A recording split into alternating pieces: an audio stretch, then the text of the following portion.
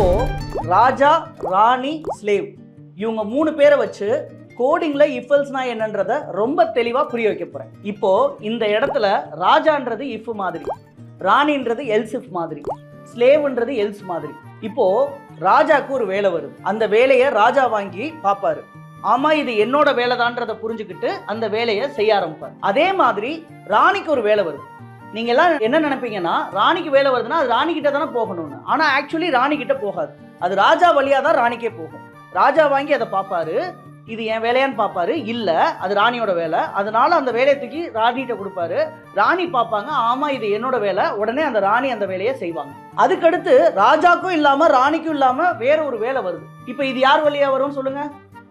Very good, ராஜாட்ட வரும். அப்ப அந்த ராஜா வாங்குறாரு, இது என் வேலை இல்லைன்றதை புரிஞ்சுக்கிறாரு, ராணிகிட்ட கொடுக்குறாரு, ராணி இது என் வேலை இல்லைன்றதை புரிஞ்சுக்கிறாங்க.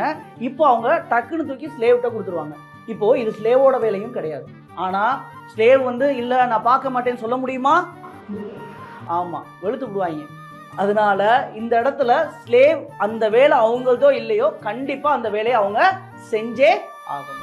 முதல்ல ஒரு வேலை வருதுன்னா இஃப் தான் செக் பண்ணி பார்க்கும். அது கண்டிஷன் ட்ரூ அப்படின்னா அது அந்த வேலையை செஞ்சிடும். ஒருவேளை அந்த கண்டிஷன் ஃபால்ஸ் அப்படின்னா எல்ஸ் இஃப்க்கு போகும். எல்ஸ் இஃப் செக் பண்ணி பார்க்கல கண்டிஷன் ட்ரூனா அது அந்த வேலையை செஞ்சிடும். இல்லை அப்படின்னா எல்ஸுக்கு போயிடும். இங்க எல்ஸுக்கு முடிவெடுக்கிற அதிகாரமே கிடையாது. எல்ஸுக்குள்ள போயிடுச்சுனாலே கண்டிப்பா அந்த வேலையை அவங்க செஞ்சே